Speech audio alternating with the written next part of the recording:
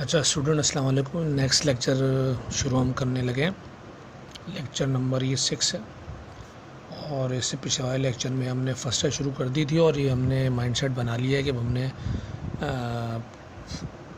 तेज़ अच्छे से काम करना है, तेज़ काम करना है। फर्स्ट ईयर क्योंकि गैप आ गया, उसको बहुत प्रॉपर तरीके से कवर करना है और तमाम चीज़ें प्रॉपर तरीके से डील करनी है। लास्ट क्लास में हमने काइनेटिक मॉलिक्यूलर थ्योरी एंड कर लिया था और काइनेटिक मॉलिक्यूलर एंड करने के बाद अब हम आगे मूव करेंगे बिहेवियर ऑफ गैसेस पे। आज हमारा पहला जो टॉपिक शुरू हो रहा है that is behaviour of gases. तो बिहेवियर ऑफ गैसेस की अगर हम बात शुरू करें तो बिहेवियर ऑफ गैसेस में जो पहला बिहेवियर हमने पढ़ना है दैट इज़ डिफ्यूजन।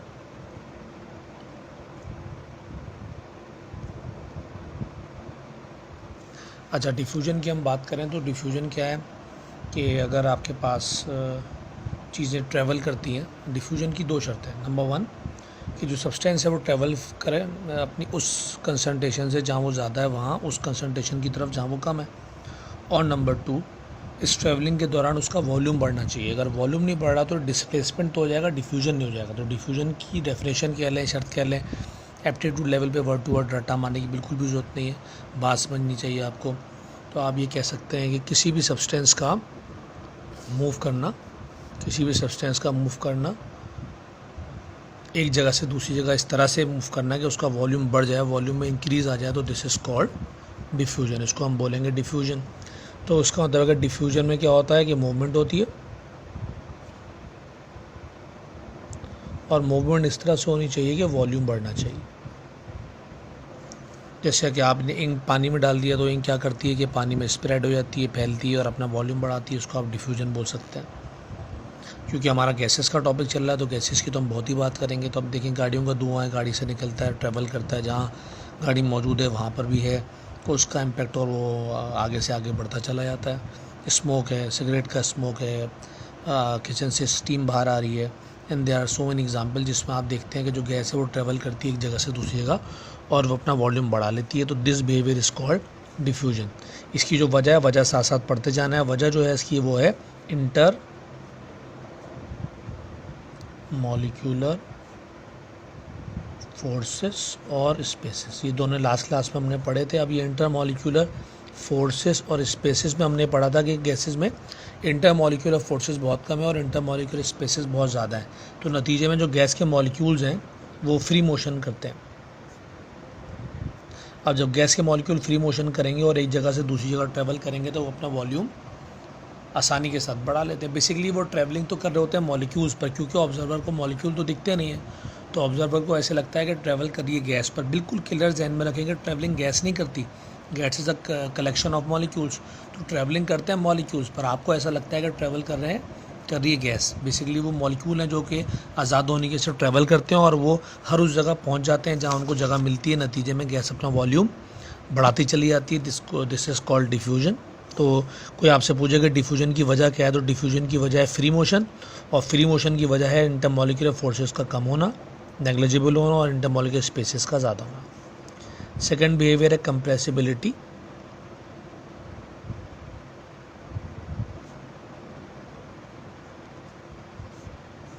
अच्छा जी, कंप्रेसिबिलिटी की हम बात करें तो कंप्रेसिबिलिटी को भी पहले डिफ़ाइन करते हैं, फिर उसको एक्सप्लेन करेंगे। डिफ़ाइन कैसे होता है कि अगर आप किसी भी बॉडी के ऊपर गैस पड़ रहे हैं तो गैस को ध्यान में रखें, आप एक्सटर्नल फोर्स लगाएं। किसी बॉडी के ऊपर आपने एक्सटर्नल फोर्स लगाया और उसकी वजह से उसके वॉल्यूम में कमी आ जाए। तो ऊपर वॉल्यूम बढ़ रहा था, यहाँ वॉल्यूम कम होने की बात हो रही है कि आप किसी बॉडी पे फोर्स लगा रहे हैं और फोर्स लगाने की वजह से वो अपना वॉल्यूम कम कर ले रहा है। तो फोर्स लगाने की वजह से वॉल्यूम का जो कम हो जाना है, दिस इज़ कॉल्ड कंप्रेसिबिलिटी। तो किसी भी बॉडी पे सॉलिड, लिक्विड, गैस हर जगह पड़ सकते हैं इसको, पर अभी गैसेस को टारगेट करना है आपने। तो गैसेस के ऊपर क्या लगाई जाए, फोर्स, और वो अपना वॉल्यूम कम कर ले तो उसको बोलते हैं कंप्रेसिबिलिटी। जैसे कि बलून में हवा भरी है, आप उसको दबाएंगे वो आसानी से दबेगा। जैसे कि साइकिल का टायर है जिसमें आप मशीन के थ्रू फोर्स लगाते हैं और बहुत सारी गैस भरते हैं ताकि उसका वॉल्यूम कम होता चला जाए।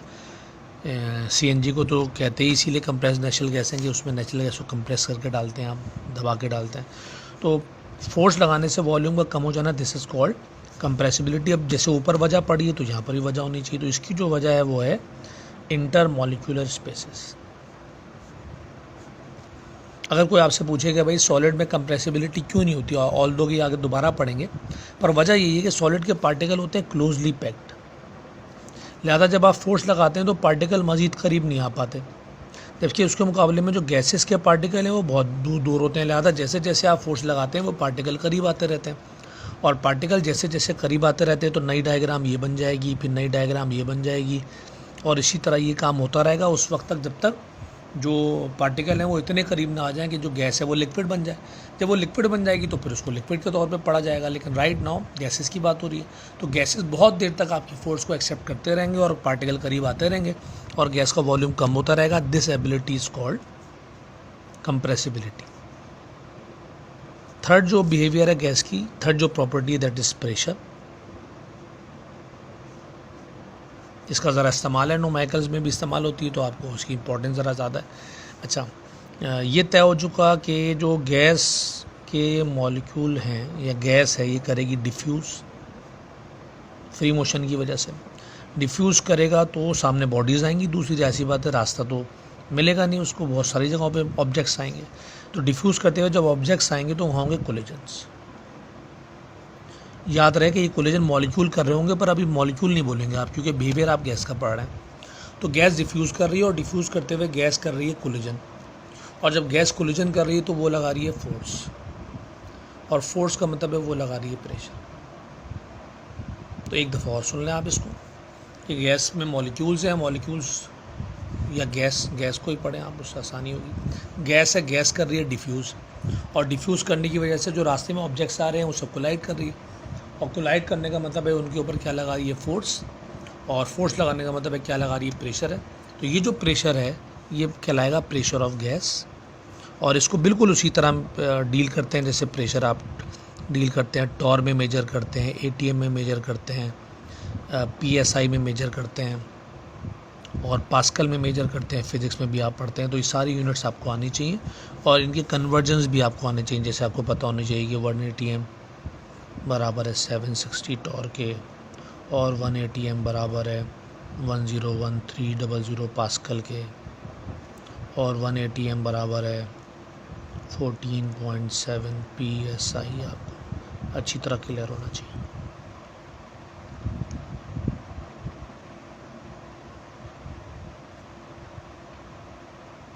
प्रेशर का फॉर्मूला भी वही है पुराना वाला जो आप पढ़ते रहते हैं, प्रेशर बराबर है फोर्स अपॉन एरिया।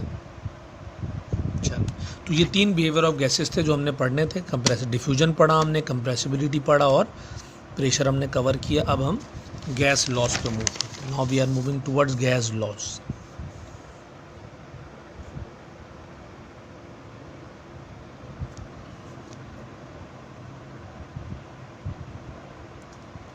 अच्छा जी,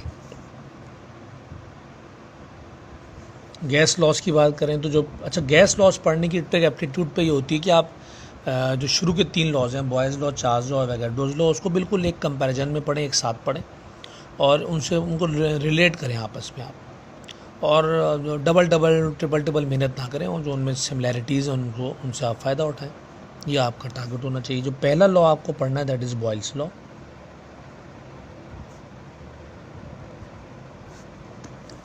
बॉयज़ लॉ कहता है कि आपने गैस के वॉल्यूम का रिलेशन बनाना है एक्सटर्नल प्रेशर के साथ।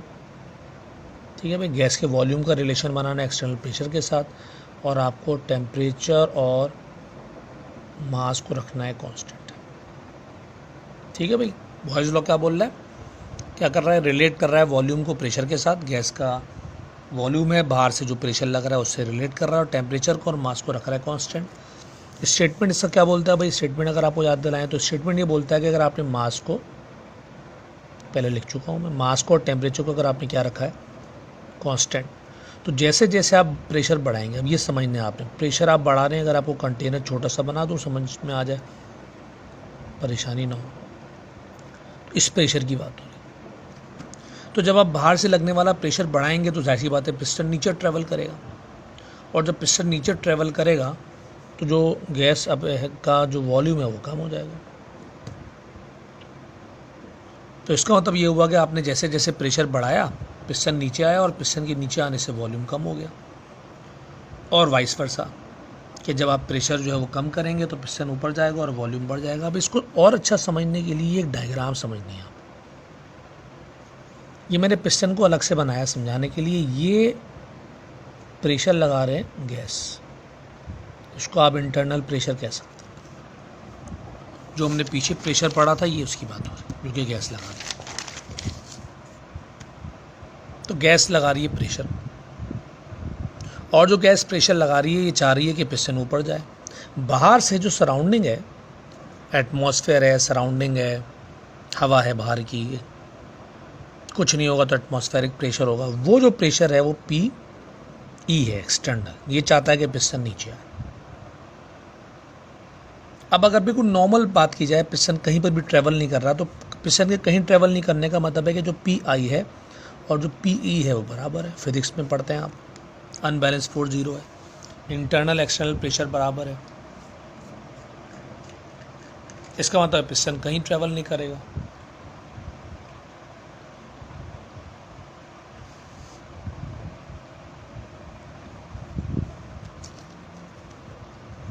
अब टॉपिक के लिहाज से अगर आपने एक्सटर्नल प्रेशर को बढ़ाया,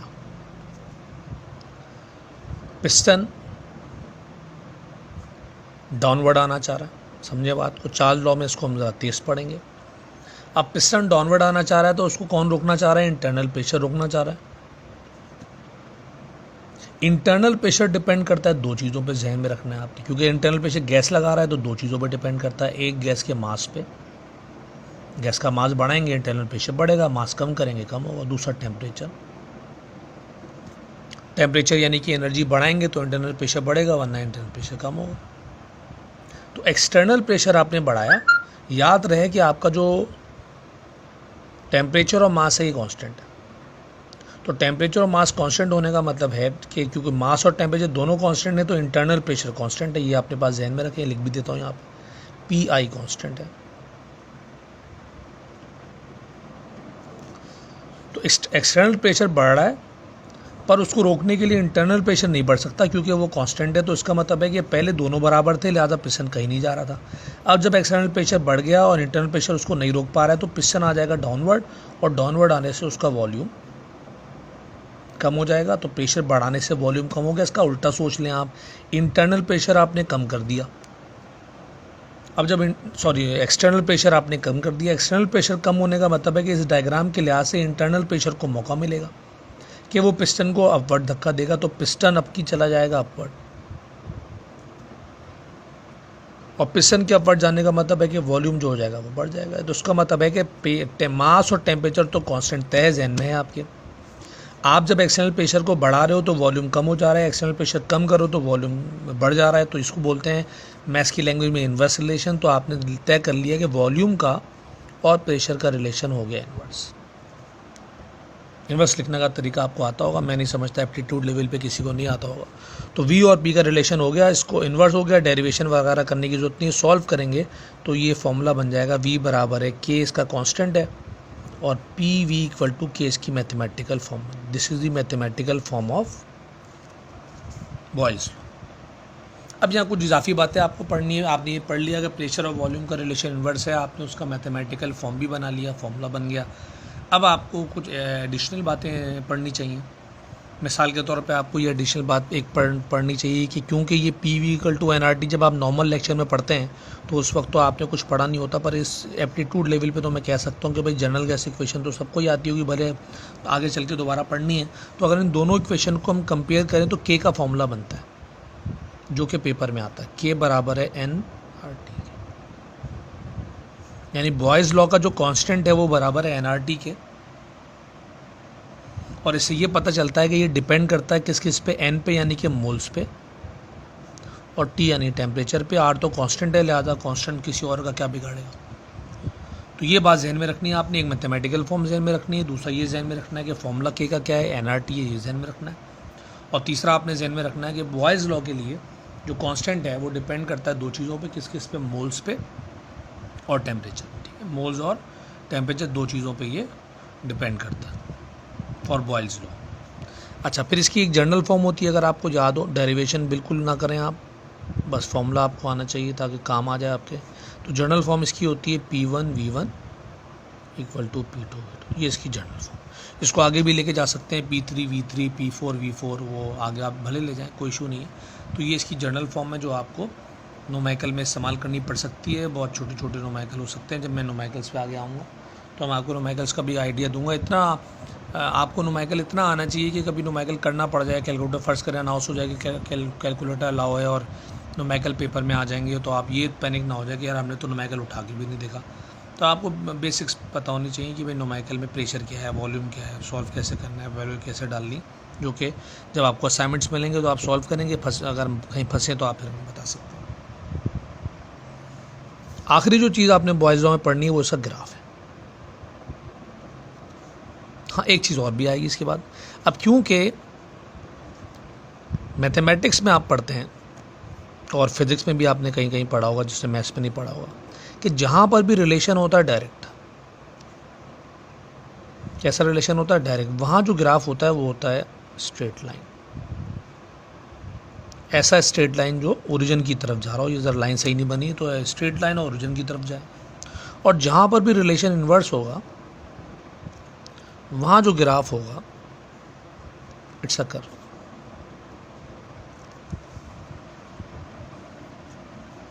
अभी मैंने आपको जनरल बात बता दी कि जहाँ भी रिलेशन डायरेक्ट होगा वहाँ स्ट्रेट लाइन ग्राफ होगा और जहाँ रिलेशन इन्वर्स होगा वहाँ कर्व होगा। इस बात को आप अपनी पढ़ाई के लिहाज से इस्तेमाल कर लें, जो आप पढ़ाई कर रहे हैं उसके लिहाज से आप इस्तेमाल कर लें।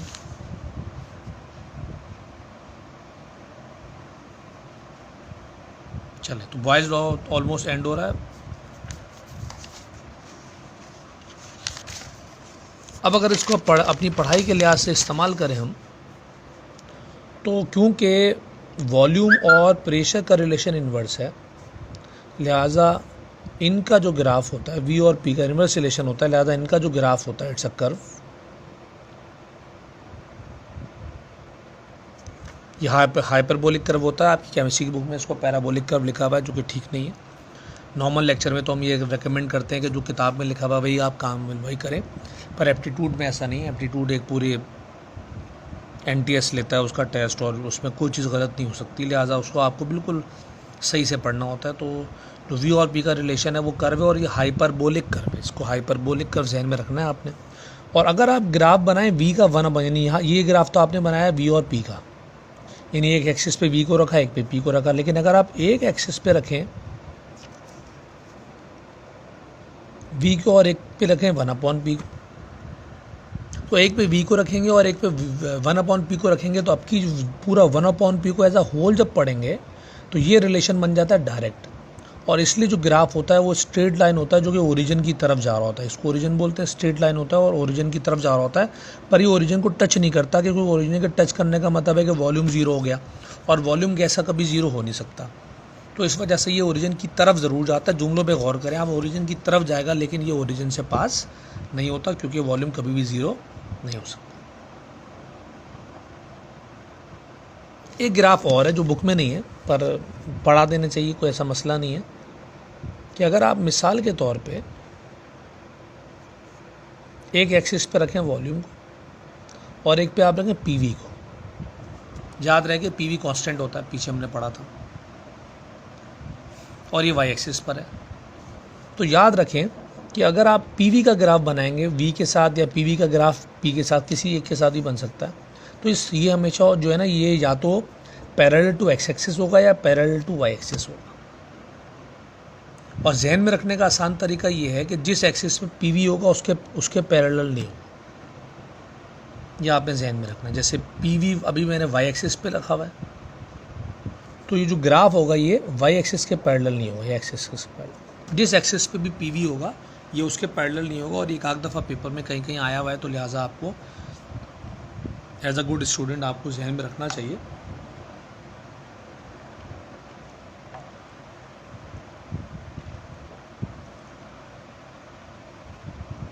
अच्छा जी, तो PV का ग्राफ जो हो गया स्ट्रेट लाइन हो गया, ये आपके सामने दिख रहा है आपको, पर ये पैरेलल टू इसको हम बोलते हैं x एक्सिस। अच्छा जी,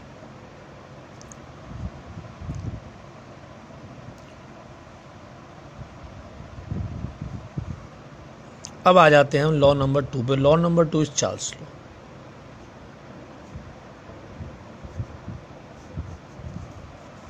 बॉयज़ लॉ में आई होप कि आपको तमाम बातें क्लियर हो गई।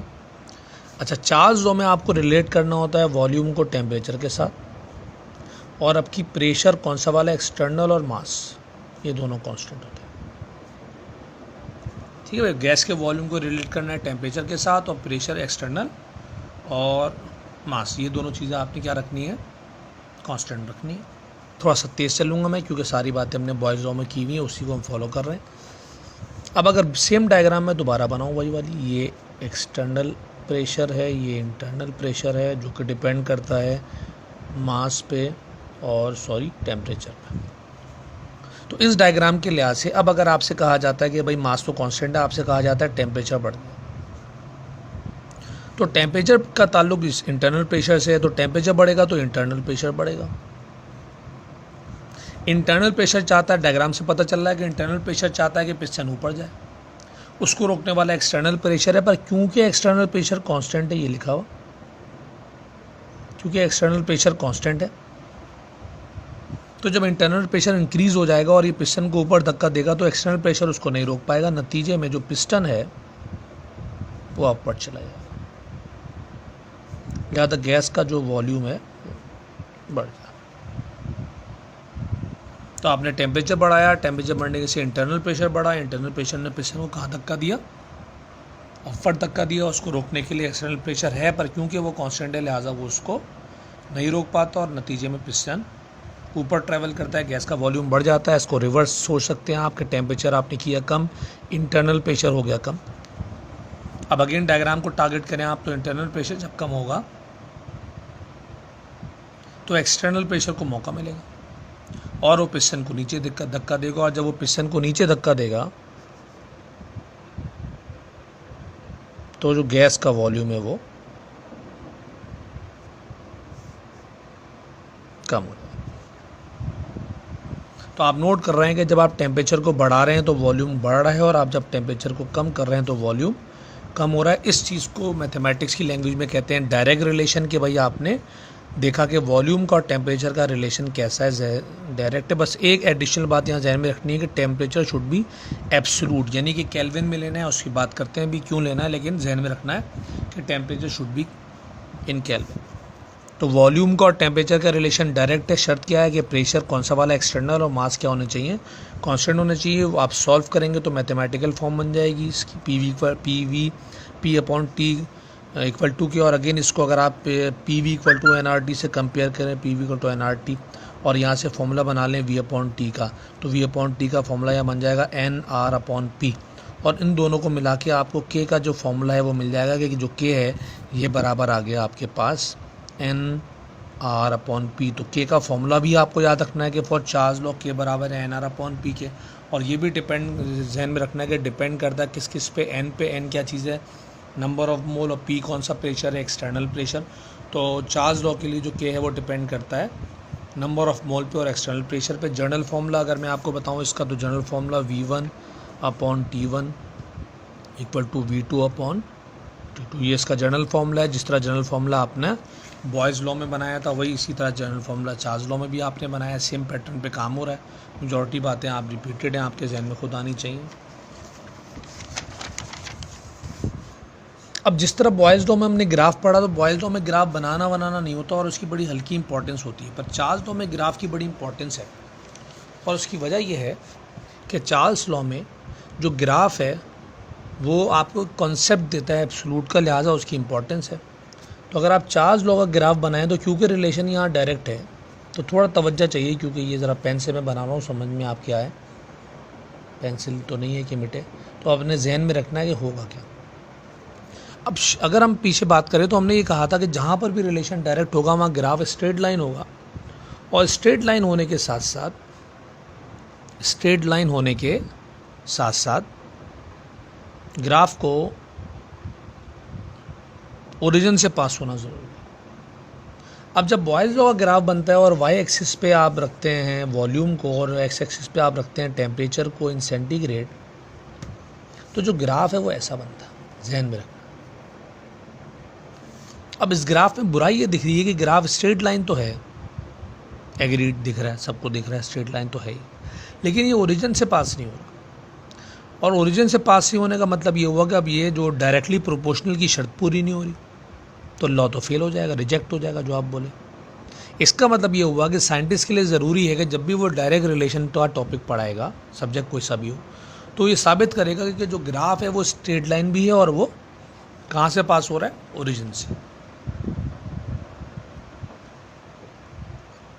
अब साफ दिख रहा है कि जो ग्राफ है वो ओरिजिन से पास नहीं हो रहा, ग्राफ का ओरिजिन से पास होना ज़रूरी है। तो इस मसले को हल करने के लिए चार्ल्स, चूँकि साइंटिस्ट था, आम बंदा तो नहीं था, सहन चलता था उसका, लिहाजा उसने कहा कि भाई इस ग्राफ को एक्सटेंड करते हैं। तो उसने अच्छा मैट्रिक मैथ्स में ये बात पढ़ी कि जो स्ट्रेट लाइन होती है उसको कैन बी एक्सटेंडेड, बढ़ा सकते हैं। मैट्रिक मैथ्स में तो मैथ्स तो सबने पढ़ी मैट्रिक वाली, कि ग्राफ जो स्ट्रेट लाइन होता है उसको एक्सटेंड किया जा सकता है, अलाउ होता है कि आप उसको आगे पीछे ले आ सकते हैं। तो आप इस तरह से आपने एक्सटेंड किया, अब ये लाइन आपने ऐसे मिला, ये आपको दो पॉइंट, इन 2 पॉइंट्स को ज़रा आपने टारगेट करना है, गौर से समझना इन 2 पॉइंट्स को।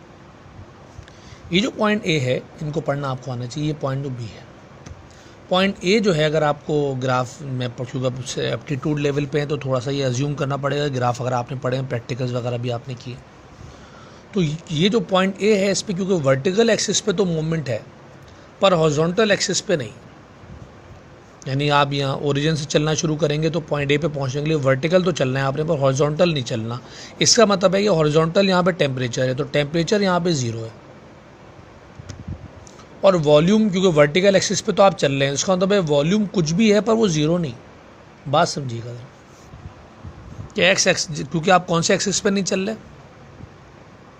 एक्स पे, तो एक्स एक्सिस पे टेम्परेचर है वो तो 0 है, पर वाई एक्सिस पे आप चल रहे हैं, लिहाजा वाई एक्सिस पे जो वैल्यू है वो कोई ना कोई है, 1 2 3 4 5 जो भी है। इसका मतलब है कि पहला पॉइंट आपको ये कहता है कि जब गैस का टेम्परेचर 0 डिग्री सेंटीग्रेड होगा तो उसका वॉल्यूम 0 नहीं होगा, या आपने गौर से जहन में रखना है कि गैस का टेम्परेचर 0 डिग्री सेंटीग्रेड होगा तो उसका वॉल्यूम 0 नहीं होगा।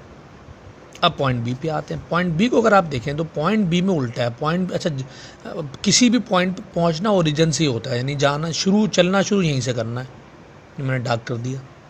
इसका मतलब ये हुआ कि अब अगर पॉइंट बी पे पहुंचना है तो अब उल्टा है, अब आपको वाई एक्सिस पे नहीं चलना है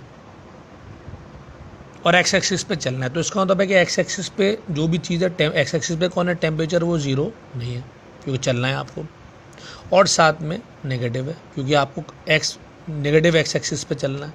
तो टेम्परेचर के बारे में बात तय हुई, तो 0 नहीं है, दूसरा उसकी वैल्यू नेगेटिव है, और वॉल्यूम के बारे में तय हो गया कि वो 0 है क्योंकि वाई एक्सिस पे आपको चलना नहीं है। ये जो नेगेटिव वैल्यू है, किताब आपको नहीं पढ़ाती तो आप इतना ही याद कर लेते कि भाई नेगेटिव वैल्यू है, किताब ने नेगेटिव वैल्यू आपको याद करा दी -273 डिग्री सेंटीग्रेड, लिहाजा आपने इस वैल्यू को इस्तेमाल कर दिया, याद कर लिया कि भाई जब ग्राफ बनाते हैं चार्ल्स लॉ का, तो जब टेम्परेचर को हम नेगेटिव एक्स एक्सिस पे लेके जाते हैं -273 डिग्री सेंटीग्रेड पर, तो वहाँ पे जो गैस का वॉल्यूम है वो 0 हो जाता है। ये बात आप पढ़ लेते हैं। तो इसका मतलब है कि -273 डिग्री सेंटीग्रेड पे गैस का वॉल्यूम 0 हो जा रहा है। जब आप कौन से एक्सिस पे चल रहे हैं, -x एक्सिस पे चल रहे हैं। तो इन दोनों बातों को आपको मिला के पढ़ लेना है कि भाई वो पॉइंट जहाँ पे गैस का वॉल्यूम 0 हो जाए और टेम्परेचर कितना हो, -273, इस पॉइंट को हम बोलते हैं एब्सोल्यूट 0, और इसको जो है 0 केल्विन के बराबर अज्यूम कर लिया चार्ल्स ने। तो जब चार्ल्स ने इसको 0 केल्विन के बराबर अज्यूम कर लिया, तो अब इसको ऐसे भी पढ़ते हैं कि भाई -273 डिग्री सेंटीग्रेड, और ऐसे भी पढ़ सकते हैं कि 0 केल्विन, इस टेम्परेचर पे गैस का वॉल्यूम हो जाता है 0, और इसको बोलते हैं absolute 0। This is called absolute. इसका मतलब ये हुआ कि तय हो गया कि ग्राफ जो है उसी सूरत में ओरिजिन से गुजर रहा है। ओरिजिन का मतलब दोनों वैल्यू 0 हो गई, टेम्परेचर भी 0 केल्विन हो गया, वॉल्यूम भी 0 हो गया। तो उस ग्राफ उसी सूरत में ओरिजिन से गुजर सकता है जब आप टेम्परेचर को एब्सोल्यूट यानी केल्विन में पढ़ें, और अगर आप सेंटीग्रेड में पढ़ेंगे तो ऐसा नहीं होगा। तो इस बात को शर्त के तौर पे लॉ में लिख दिया चार्ल्स ने कि भाई अगर आपको चार्ल्स लॉ पढ़ना है तो आपको टेम्परेचर केल्विन में लेना पड़ेगा, वरना वो लॉ वैलिड नहीं है। इसीलिए स्टेटमेंट में हमने ये बात पहले कह दी कि Charles law is only applicable at absolute temperature. चले जी, तो काफ़ी तफसीली हमने इसको पढ़ा है। अगर आप इसको एक से दो दफ़ा भी सुनिएगा अगर आपको मसला हो, ताकि बात क्लियर हो जाए। Law number 3 is Avogadro's law.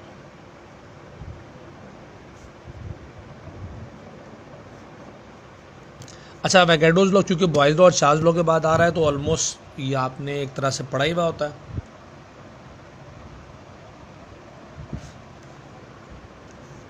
चीज़ों को रिलेट करना बड़ा आसान होता है। इसमें आपको रिलेट करना है मोल्स, लॉजिकली स्पीकिंग मास को वॉल्यूम से। गैस के मोल्स यानी मास को रिलेट करना है वॉल्यूम से।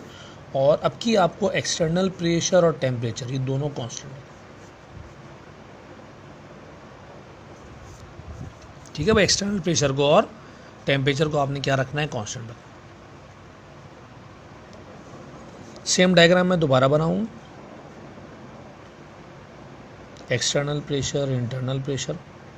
इंटरनल प्रेशर डिपेंड कर रहा है मास पे और टेम्परेचर पे, ध्यान में रखना है। अब की आपने बढ़ा दिया मास यानी कि मोल। इतनी केमिस्ट्री आपने पढ़ी होगी कि आपको पता है कि मास और मोल दो अलग अलग चीज़ें नहीं हैं। मैथमेटिकली दे आर डिफरेंट पर लॉजिकली दे आर सेम। ऐसा नहीं हो सकता कि मैं बोलूँ कि मास बढ़ा दें और मोल ना बढ़े, और मोल बढ़ा दूँ और मास ना बढ़े, तो लॉजिकली दे आर सेम। अब जब आपने मास बढ़ा दिया तो मास पे डिपेंड करता है इंटरनल प्रेशर, तो मास के बढ़ने से इंटरनल प्रेशर बढ़ता है।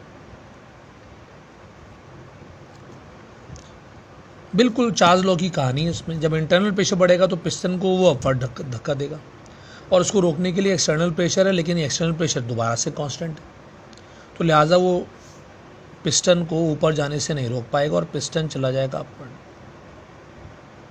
लिहाजा गैस का वॉल्यूम बढ़ जाएगा। इसी तरह अगर आप मास को या मोल को कम कर देंगे तो इंटरनल प्रेशर कम हो जाएगा, पिस्टन आ जाएगा डाउन, वॉल्यूम हो जाएगा कम। तो अगेन आप नोट कर रहे हैं कि जब आप मास को या मोल को बढ़ा रहे हैं तो वॉल्यूम बढ़ रहा है, और जब मास या मोल कम हो रहा है तो वॉल्यूम कम हो रहा है। तो अगेन ये रिलेशन कैसा रिलेशन कहलाएगा, डायरेक्ट रिलेशन कहलाएगा। और बिल्कुल चार्ल्स लॉ की तरह आप इसकी मैथमेटिकल फॉर्म बना लेंगे, और के का फॉर्मूला भी चार्ल्स लॉ की तरह आप बना सकते हैं बड़े आराम से। दैट इज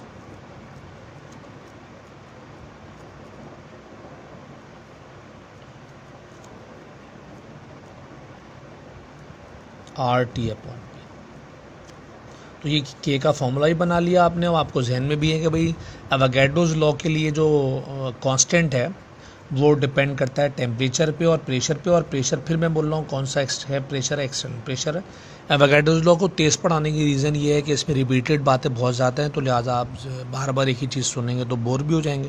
तो लिहाजा मैंने थोड़ा इसको तेज़ रखा है ताकि आप आसानी के साथ समझ भी लें और टाइम भी बचे हमारा। अच्छा, चार्ल्स लॉ के बारे में कुछ बातें और भी हैं जो कि हम आगे बात करेंगे लॉ के सामने। लॉ में आई होप कि आपको किसी किस्म की परेशानी नहीं है।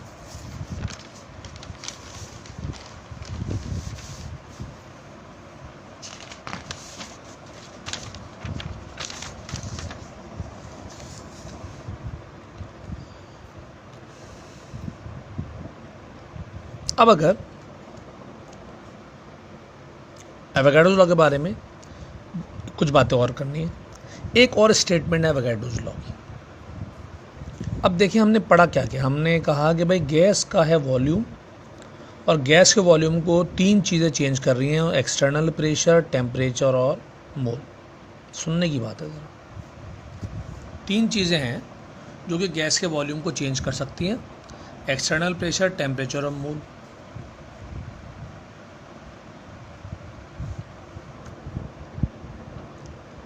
अब एवोगाड्रोस स्टेटमेंट नंबर 2 देने जा रहा है इसकी, और वो ये कह रहा है कि भाई आपने क्या करना है कि आपने गैसेस लेनी है 2, 3, 4 जितनी भी, गौर से सुनना आप, 2, 3, 4 जितनी भी गैसेस लेनी है, और उन गैसेस का प्रेशर और टेम्परेचर जो कि कांस्टेंट तो रखना है, पर वो कह रहा है सेम रखें। सेम रखेंगे तो कांस्टेंट खुद ही हो जाएगा। लॉ की शर्त है कि कांस्टेंट होना चाहिए, तो उसने कहा भाई सेम रख दें। जैसे 3 गैसेस लिए हैं तो तीनों का जो टेम्परेचर है वो 25 रख दें, तीनों का टेम्परेचर 30 रख दें, तीनों का प्रेशर 1 atm रख दें, तीनों का प्रेशर 1.5 atm रख दें। तो प्रेशर और टेम्परेचर को सेम रखना है। अब तीन चीज़ों में से ये दो चीज़ें यानी कि प्रेशर और टेम्परेचर तो वॉल्यूम को अब चेंज कर नहीं सकती क्योंकि ये तो कांस्टेंट हो। अब बचा मोल। अब वो ये बोलता है कि जो गैसेज आपने लिए हैं 2, 3, 4 जितनी भी, और प्रेशर और टेम्परेचर आपने इनका सेम रख लिया, तो अगर आप इनके मोल भी सेम कर दें, मोल भी क्या करते हैं, तो अब जब मोल भी सेम हो जाएंगे तो अब तो फिर वॉल्यूम को चेंज करने के लिए कुछ बचा ही नहीं। तो जो वॉल्यूम है वो खुद ब खुद सेम हो जाएगा।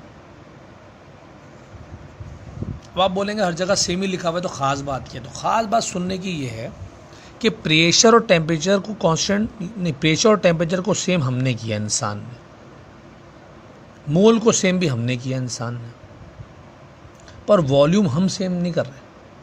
वॉल्यूम खुद से सेम हो रहा है। वॉल्यूम तो हम तब सेम करते जब हम अपनी मर्ज़ी का कंटेनर लेते, अपनी मर्ज़ी का पिस्टन सेट करते। कंटेनर भी हमने कोई जिक्र ही नहीं किया, ना पिस्टन का जिक्र किया। इसका मतलब है कि प्रेशर, टेम्परेचर और मोल, ये तीन चीज़ों को सेम कर रहे हैं हम एज अ ह्यूमन बीइंग, और एक चीज़ खुद ब खुद सेम हो रही है जो कि कौन है? वॉल्यूम। तो इस बात को इंग्लिश में पढ़ लेते हैं तो इसकी स्टेटमेंट नंबर 2 मिल जाएगी। तो स्टेटमेंट नंबर 2 क्या मिल गई कि at same temperature and pressure, at same temperature and pressure, और से सुने, at same temperature and pressure different gases with same number of moles, different gases with same number of moles, different gases with same number of moles occupy same volume। यानी pressure, temperature अगर आप same रखें gases का और उनके मोल भी क्या कर दें सेम, तो उनका वॉल्यूम खुद ब खुद क्या हो जाएगा? सेम हो जाएगा। इसी सारी चीज़ों में अगर आप मैथमेटिक्स इन्वॉल्व कर दें, यानी मैथमेटिक्स इस तरह इन्वॉल्व कर दें कि प्रेशर को और टेम्परेचर को सेम तो रखना ही है लेकिन वैल्यूज़ दे दें। जैसे प्रेशर को आप दे दें 1 atm, टेम्परेचर को आप दे दें 273 केल्विन, जिसको आप मिलके STP बोलते हैं, आपने कभी सुना हो।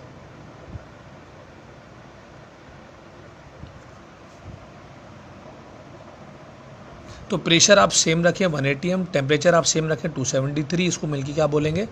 STP। और आप नंबर ऑफ मोल रख दें 1,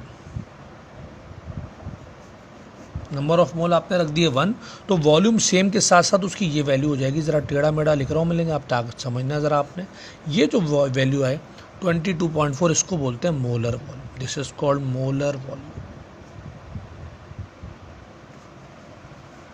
तो एक दफ़ा और सुन ले क्या बोला मैंने कि अगर आपने डिफरेंट गैसेज ली और प्रेशर और टेम्परेचर उनका आपने सेम रखा, और सेम आपने अपनी मर्ज़ी का नहीं रखा बल्कि आपने STP रखा, यानी प्रेशर आपने रखा 1 atm और टेम्परेचर आपने रखा 273 केल्विन, और फिर आपने यहाँ पर सेम नंबर ऑफ मोल रखने, तो ये भी अपनी मर्ज़ी के नहीं रखे बल्कि रख दिए 1। तो अगेन तीन चीज़ें आपने मर्ज़ी की मैथमेटिकल। अब ये जो वॉल्यूम होगा 20, आप नोट कर रहे हैं कि ये एक आसान नंबर है, ये बिल्कुल आसान नंबर है, ये भी आसान नंबर है, पर ये थोड़ा ऑड है। तो वजह मैंने पहले बताई कि तीन चीज़ें इंसान खुद फिक्स कर रहा है। 1, 2, 3 इंसान ने फिक्स की, वॉल्यूम इंसान फिक्स नहीं कर रहा, वॉल्यूम नेचर फिक्स कर रहा है। और जब नेचर फिक्स करेगी तो वो कोई भी वैल्यू होगी। तो ये जो 22.4 dm³ बड़ी ऑड सी आपको वैल्यू लग रही है, इसको बोलते हैं हम मोलर। तो दो बातें इजाफी मैंने आपको एवोगाड्रोस लॉ में पढ़ाई। एक ये स्टेटमेंट नंबर 2 कि अगर टेम्परेचर प्रेशर सेम होगा और मोल भी आप सेम बना दें तो वॉल्यूम सेम हो जाएगा। और एक मैंने आपको मोलर वॉल्यूम पढ़ाया जो आपने जहन में रखना है। अच्छा, जितने भी, बस में लेक्चर अभी हमारा एंड हो रहा है, ये वाला लेक्चर नंबर 7 पे हम जाएंगे इसके बाद। तो अब जितने भी आपने लॉज पढ़े, बॉयज़ लॉ, चार्ल्स लॉ और एवोगाड्रो, तीनों के बारे में कंबाइन बात सुन के मैं लेक्चर एंड कर रहा हूँ। तीनों जो लॉज हैं, ये भी और आगे जो गैस के 2 लॉज और भी आएंगे, इन सब तमाम लॉज के लिए कंबाइन बातें मैं भूल ना जाऊँ, इसीलिए मैं बता दूँ कि ये सिर्फ अप्लाई होते हैं, अप्लाई उस सूरत में होते हैं जब जो आपका जो प्रेशर हो बहुत ज़्यादा ना हो और टेम्परेचर आपका बहुत कम ना हो। इन दो केसेस में ये अप्लाई नहीं होता, क्योंकि अगर आप प्रेशर बहुत ज़्यादा बढ़ा देंगे और टेम्परेचर बहुत कम कर देंगे या दोनों में से कोई भी एक काम करेंगे तो पार्टिकल इतने करीब आ जाएंगे कि फिर गैस जो है वो गैस की तरह बिहेव करने के बजाय लिक्विड की तरह बिहेव करने लगेगी, और ऐसी सूरत में तमाम गैस लॉज फेल हो जाते हैं। तो गैस लॉज के कामयाब होने के लिए, प्रूव होने के लिए शर्त यह है कि प्रेशर बहुत ज़्यादा ना हो और टेम्परेचर बहुत कम ना हो। ये जनरल सी बात है जो बहुत इंपॉर्टेंट है और मैं भूल सकता हूँ इसको बताना, तो इसीलिए मैंने हाथ के हाथ अभी बता दिया। तमाम गैस लॉस के लिए ज़रूरी है कि प्रेशर बहुत ज़्यादा ना हो और टेम्परेचर बहुत कम ना हो, उसको लिमिटेशन भी बोलते हैं, लिमिटेशन ऑफ गैस लॉस।